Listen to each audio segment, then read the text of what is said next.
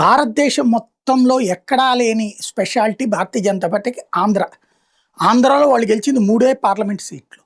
కానీ 25 ఓట్లు వస్తాయి ఆళ్ళకి. వైసీపీ అధికారంలో ఉన్నా, తెలుగుదేశం ప్రతిపక్షంలో ఉన్నా 25 ఓట్లు అటే. తెలుగుదేశం అధికారంలో ఉండి వైసీపీ ప్రతిపక్షంలో ఉన్న 25 ఓట్లు అటే. ఈవెన్ ఉత్తరప్రదేశ్‌లో, గుజరాత్‌లో కూడా సాధ్యం కాదు. ఎందుకంటే అవతల వాళ్ళు గెలుస్తారు. ఇక్కడ ఏ పార్టీ గెలిచినా కూడా భారతీయ జనతా పార్టీ కేంద్ర ప్రభుత్వానికి అనుకూలంగా ఉండేటటువంటి రాజకీయం వాళ్ళ అవసరాల రీత్యా ఉంటుంది. ఇందులో ఒకళ్ళకొకళ్ళు ఎదురోళ్ళకి మధ్యన విభేదాలు సృష్టించే ప్రయత్నం చేస్తుంటారు. వైఎస్ఆర్ కాంగ్రెస్ పార్టీ విపక్షంలో ఉండి తెలుగుదేశం మొదటిసారి అధికారంలో 14-19 మధ్యలో జగన్ వెళ్ళి వినతిపత్రం ఇవ్వడానికి వెళ్తే తీసుకునేవాళ్ళు మోడీ. దాని మీద తెలుగుదేశానికి కోపం వచ్చి మీరు జగన్ని ఎట్లా చేరదీస్తారు మాతో ఉన్నప్పుడు అంటూ వాళ్ళతో పేచీ పెట్టుకున్నటువంటి సందర్భం. 2018 తర్వాత ఆ విషయం మీద పదే విమర్శలు చేశారు.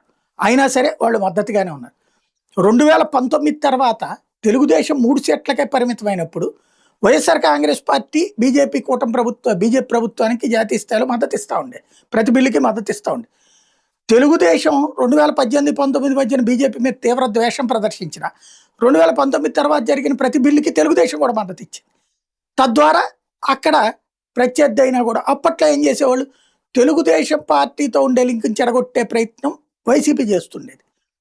2024లో తెలుగుదేశం, జనసేన, బీజేపీ కలిసి పోటీ చేసినాయి. వైఎస్ఆర్ కాంగ్రెస్ పార్టీ ప్రత్యర్థి. ఈ 2 సంవత్సరాల్లో కేంద్రం పెట్టిన ప్రతి బిల్లుకి వైఎస్ఆర్ కాంగ్రెస్ పార్టీ మద్దతు ఇచ్చింది. ఎక్కడ విభేదించలే, ఎక్కడ ద్వేషించలే, ఎక్కడ దూషించలేదు, ఇంక్లూడింగ్ కాక్రోచ్ పార్టీ. నేనే కాక్రోచ్ అన్నట్టు జగన్మోహన్ రెడ్డి మన కాక్రోచ్ పార్టీ ఉద్యమానికి మద్దతు ఏం ప్రకటించలేదు. ఇది సపోర్టింగ్.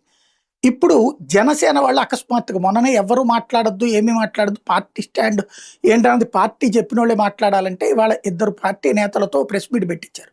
శ్రీకాకుళం టూరు గంటలో వెళ్లాల్సింది 6 గంటలు పట్టింది, 6.5 గంటలు. అంత స్థాయిలో క్రౌడ్ వచ్చారు.